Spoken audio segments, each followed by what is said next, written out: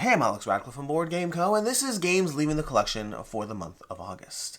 As usual, we are going to be going through a bunch of games today. There are 14 games in total, 14 games leaving the collection, although we are, as we have been doing in recent videos, we are going to be breaking this up between the games that are really more not even entering my collection and the games leaving my collection, meaning games I played and decided I don't need to own them, versus games that I, well, have to get rid of, because hard decisions have to be made. Which means, as usual, the usual disclaimers to go ahead and jump into. First of all, please note that I get rid of a lot of games, including a lot of great games. Both games that I already own and great games that I've already played. You may see me rate a game a 4 to 5, and then suddenly 4 days later it's leaving my collection. And the reason for that is because hundreds and hundreds of games come out every single year, which means I can both appreciate something very much and also realize that it's not, practically speaking, going to get tabled to the point where it's worth owning them. So in general, I play 300 plus new games a year. I just can't keep them all. There are games that I do play and keep, which is why I recommend checking out the video I put out every month. It's a recent new series, but I've been starting to do a video series where I talk about the games I'm adding to my collection, and I recommend checking out that video series in case you want to see the games that I did decide to hold on to, either for months, years, or forever. Who knows? Time will tell on those. The other disclaimer is that, not disclaimer, the other thing to know, there's not really disclaimers, there's more things to know. The other thing to know is over on Patreon and Ko-Fi, if you are a member of the channel, I do give away games every single month from these video series. So from the videos that leave the collection, every single month some of these games get given away to my various members. So thank you for supporting the channel. I appreciate it. I'll have links to all those links to Ko-Fi and Patreon down below. Your support is always appreciated. And with that, let's go ahead and dive into the actual games. We'll start off with the 9 games that are not even entering my collection before we dive to the 5 that are actually leaving. And we have a bunch of small boxes to go through over here. It's not like a crazy busy week. Again, we have 14 games, but a lot of them are small box games. We'll start with Isle of Night over here. Isle of Night from Red Raven Games. I like it. I enjoy it. It may, and in general, I should say the third note I should give is that sometimes the games leaving are games that are going to show up in future reviews. That's the nature of review scheduling and when things go up. So at any given point, you might see spoilers on reviews that will be coming up in the channel, depending on whether they already went up or not. But we have Isle of Night from Red Raven Games. I enjoy this. I give it a 3.5. It's a solid, decent game of just gathering cards, trying to build up sets. A little bit of variability as to how it scores depending on the island you're playing on and the structure of the cards, and then the order those cards come out in. There's a few abilities going on. It is a solid, satisfying little filler game. It's good. It doesn't amaze me, but I definitely had fun with it. Not enough to hold on to, but definitely had fun with it. Xylotar was not as much of a fan of it. I understand the appeal of it. There's been a lot of trick-taking games coming out more and more in recent years, including from AEG themselves, not AEG, and Bezier Games themselves. They have Sears Catalog, which at some point, I don't know when the review for that's going up, but I really enjoyed that one. But they have a bunch of trick-taking games that have just come out. Xylotar was probably my least favorite of them. The principle and concept of having this Xylotar over here, where you basically have a set of cards in order, where you know the potential value and structure, but you don't know the exact value at any given time, kind of results in this weird game of hidden, or not really hidden, but obfuscated information that is not bad in and of itself, but the net puzzle at the end of it, I just didn't find rewarding enough. It's a fine game. It's a cool trick-taking game. It's totally fine, but it's fine. We also have 9 Lives over here. Speaking of trick-taking games, actually we have 2 more trick-taking games. We have 9 Lives, well, 1 more after 9 Lives. We have 9 Lives from All Play. I was very excited for this one because the premise of it is that you can see the backs of the cards. So you know the suits that players have at any point. So I know whether I'm about to force you to break suit. Which, ironically enough, Xylotar does the same thing, just with a different gimmick on top of that as well. But I thought it was an interesting premise, but actually playing it was just a fine game. It was a fine trick-taking game. I wasn't particularly wowed by it. It's from the creator of Ghosts of Christmas, which is one of my favorite trick-taking games. But ultimately this one, 9 Lives over here, was just fine. I had fun with it. I played it a few times, and then I was ready to move on from it. It didn't, there's 2 gimmicks. There's the gimmick of seeing the back of the cards, of seeing the trick, seeing the, what cards your opponent can or can't play. And there's also the gimmick of when you win a trick, you take back a card. To me, the first gimmick was fine, but not enough to elevate it. And the second gimmick was actually kind of annoying in the sense that it made counting out how many tricks you're going to win a more complicated process, which some people might appreciate it. You might appreciate that more complexity to it, but I found it a little bit more tedious to try to math out the various ways the number of tricks in the game could play out. I found it more work than fun, if that makes sense. We're not done with All Play, and we're not done with trick-taking games, although this is not trick-taking games. We have Dandelions. Dandelions from All Play is It's fine. It's a fine game. You're rolling dice. It's something charming and compelling about it. You're rolling dice, and then depending on how you choose to move different tokens around or move your totem or whatnot, you're going to basically be you're telling which dice you choose to use at any moment because you're using the dice in a certain order. That will depend on where your little totem lands and how it plants and grows and spreads and kicks other people out of the various gardens. It's a cute little puzzle. It's for 2 to 3 players only, which is good, by the way, because I think anything higher than that would be too much chaos. Honestly, I think the 2-player game is better. There's more control and more impact there. The 3-player game already introduces a degree of, okay, well, you might mess up with me and I mess up with them, and then whoever wins just got hit on the most. If there's a 2-player game, I feel is a drop more tactical, but ultimately I do feel it comes down to a lot of number counting. You're just counting the dice, you're trying to math it out, and the overall gameplay I didn't find as rewarding as I'd like. If you want something that gives you the fun and charm of this, but feels a little less county, highly recommend checking out Las Vegas, because that is a good classic game for a reason. Dandelions has charm to it. I can understand why somebody would enjoy it. I enjoyed it, but it doesn't have that depth that I want to hold on to it and keep playing it. I've always said, I like trying games. I like playing games. I like the hobby. I like exploring what's out there. And it's okay. No differently, you ever have those movies you watch where you just want to, check a movie off your list? You're like, I saw the trailer. It looked good. Rotten Tomatoes has it a 42. Not 42. 42 is bad. Rotten Tomatoes has it a 67. It seems intriguing. Listen, it has Nicolas Cage in it. I still have a soft spot for that guy. I'm just going to watch the movie. Will it be good? Probably not, but I just want to watch it and cross it off my list. I feel I have the same kind of approach to games, meaning there are some games you'll find, just like you'll find some movies that they're amazing, they're incredible, they're that was cinema. And the rest, you're just happy you watched. Or, well, some of them you're not happy you watched. But again, similar with games. I find there are some games where I'm I regret the time I put into that experience, but the vast majority of games I am happy I watched. I want to explore. I want to try it. I want to see what they're like. And then amongst those games, you'll find those gems. You'll find that cinema that really reminds you that good movies exist. We have Sandbag over here. Another trick-taking game. I like this one more than the other ones over here. I thought Sandbag was a fun little... It's not a shedding game. Shedding games are where you try to get rid of your hand of cards. This is more of you're trying to lose the tricks. So it's not really the same, but you are trying to lose your tricks in this game.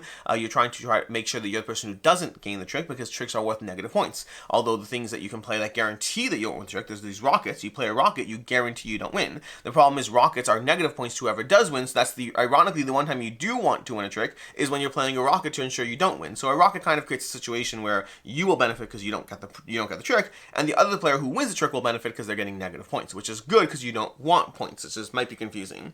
I found Sandbag to be a little confusing. The art and theme didn't pull me in. The gameplay was satisfying enough, but in a world full of great trick-taking games, this was a very good one that I had a lot of fun with and don't need to hold on to.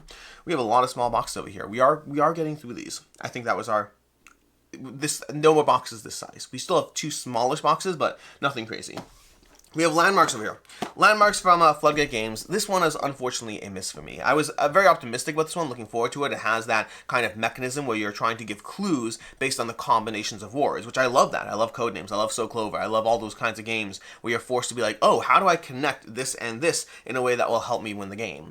The problem is Landmarks kind of connects it to a game where you're trying to move around the map, and it has a few central flaws to the idea of it. So while I like the core idea, the actual execution has certain flaws that, for me, make that idea not really work. Specifically in terms of, there is the concept of giving good clues or better clues, but sometimes in order to efficiently go to where you're trying to go, you have to rely on blind luck. And I don't mean this as there's just luck. I mean, straight up, no, it's luck. Even if the person is able to guess what you had intended, you still have to rely on luck of them choosing one of 2 or sometimes one of 3 options. Even if they correctly figured out exactly what you meant, there still is luck in this game. You'd have to watch my review. I think I did a roundup review of these, so it's a 6 small box games. You have to check out my review to see more what I mean and how that plays out.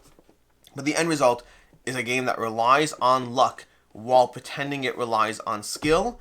And I don't mean the combination they're in. Some games it's an issue of, okay, well, you do the best you can, but there's still luck. I don't mean that. I mean straight up, the best optimal play in the game will still have players just guessing. And that's just not a system that works for me. So Landmarks, cool concept, total miss for me.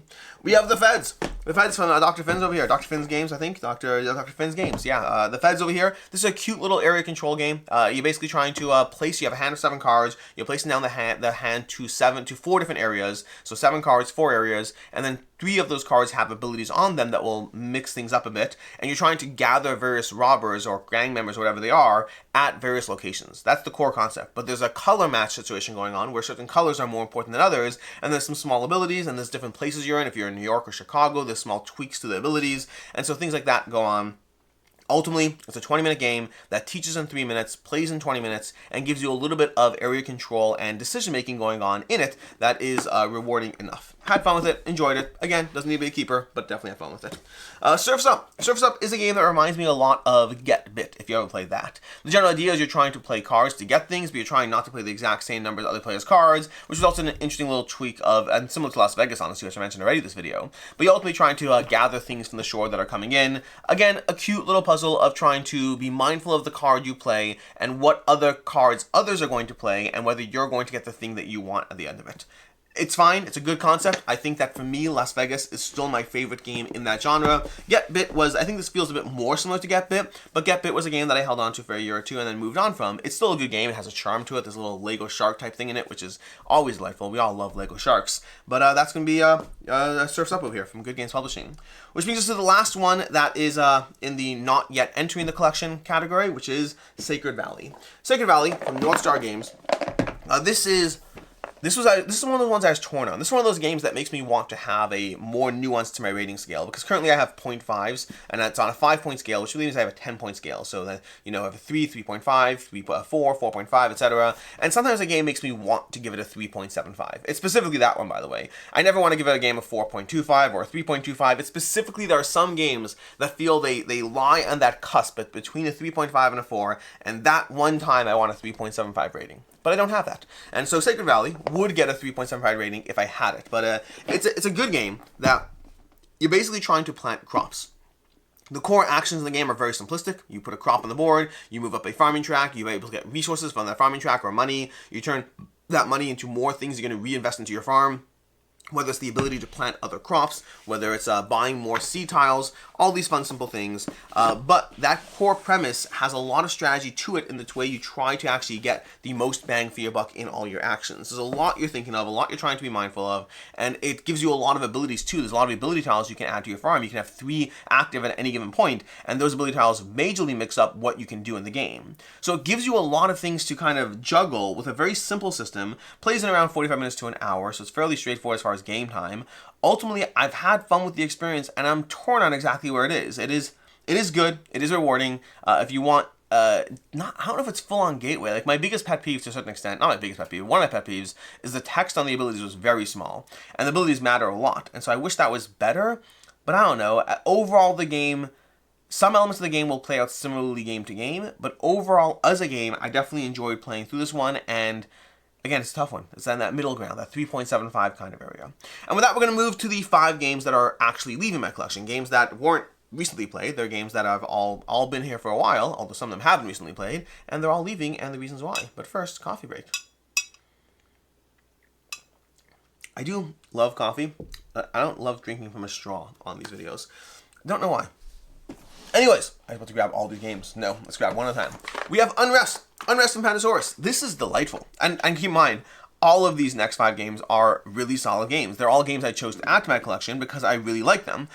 They are all games I've played a lot, and they're going now. We have Unrest. Unrest and Pandasaurus games, a very fun, charming game of trying to, stop a rebellion from succeeding. So you're probably an evil dictator in some way, but only one of you is. The other one's the rebellion. But you're basically trying to play cards to get various sets, and you have the Empire, or the bad person, playing these tokens that are these actions every round to be able to control your cards, to remove cards, to shift cards. And you're trying to basically outlast the Alliance, effectively. It feels like Star Wars themed. I don't know if it's not officially Star Wars themed, but I feel it's that type. And you basically have a little mental mind game back and forth of trying to make sure you can do better than the other player as far as predicting how the cards are going to play out. I like the game. I enjoy the game. I've played it a lot. They also added it to Board Game Arena, where I've played and starting to play it there. And again, the practical nature of trying to keep a limited collection means I will probably enjoy playing this on Board Game Arena just fine. It's a very good game. Pandasaurus Games has been knocking it out of the park for me in terms of their... The games they've been putting out the past year or two have landed with me so much, particularly their small box games. Unrest is a great one. Just too many games, gotta make hard choices. We have an oldie but a goodie, Spirits of the Wild. I should also note that if you are jumping on this one, if you're over on Patreon or Ko-Fi and you're trying to get this particular game, this one unfortunately is being gifted already because, well, it's a hard to get game. It's a very hard to get game. But Spirits of the Wild over here, this is a, how to describe this? You're basically taking actions to gather various stones. That's all you're really doing, taking actions to gather stones. But you're using these various cards you have over here in front of you to try to figure out the right way to gather stones in the game for various points of set collection. That's all it really is. It's different types of set collection combined with your own hand of cards you're going to be flipping over to take actions, combined with a set of spirits that are always in play that give you unique actions, and activating those spirits at the right time can give you a strong edge. It is a tough, tense back and forth of set collection that is very rewarding, very enjoyable. It is great. Like, this is really, really solid. I also haven't played it in a long time. This, like, from all the games on my list over here, I've played this a lot, but this is the one that I haven't played in the longest. I think it's very good. This is the problem with these videos. The problem with these videos is I get the angst of an experience that I know that I enjoy, but the knowledge that I have limited shelf space, limited time, and limited mental space for rules. Spirits of the Wild is an excellent light game, but it's light in one of those ways that works. I've always said light games, light or heavy or medium, it's not good or bad. It's how you approach what you're trying to do. There are great light games and there are light games that miss the mark, at least for me. This is a great light game. It's very good at what it's trying to do. It's very rewarding in terms of the puzzle. It's very hard to get and very expensive, and it is, which doesn't make it a better game to be clear, but it is that way because it's a sought after game. Spirits of the Wild, unfortunately leaving, but I already am conflicted on this one. Speaking of two-player games I'm conflicted on, we have a deluxe blinged out Antike Duellum, and I totally deluxed and blinged this one out with all coins and metal resources. Like, we have gold, and honestly, this is a problem. And we have marble. This is making me want to hold on to this game because I totally blinged this one out, and we got all the best little resources in here. I don't know. Maybe I'm wrong with this one. Maybe I am. I've been playing this game for a long time. It is one of my better two-player area control games. I don't find that I play two-player area control a lot. I play it a little bit, but not a lot. So this is a game that gets pulled out probably once every 2 years or so, at least nowadays. When I first got it, I played it a ton. But nowadays it gets pulled out once every 2 years or so, which is not bad, but I have other games that I'm trying to table more and more in the genre. I mean, Dune War for Arrakis is a recent edition. I'm trying to table that one a lot. And I just think that this is a classic fallback to when I do want to play a two-player area control. I do enjoy it every single time. There's a fun tempo and an arc as far as how you're trying to build up your resources in the right order to activate your Rondel. The main thing that has me considering that I think it's time to get rid of it is I think I've played out the game. Meaning, it's not that I don't enjoy it. It's that I think I've explored the different ways to push those levers on the Rondel to try to figure out how to move forward, how to control for the board. I don't feel that I'm getting something new out of the experience when I play it anymore. I feel like I'm just rehashing that which I already know and usually winning at the game, which is something that I have done over time, is when I get too good at a game that I'm beating other people that I'm playing with on a almost 100% scale or whatnot, I do try to get rid of those games because they're not as satisfying.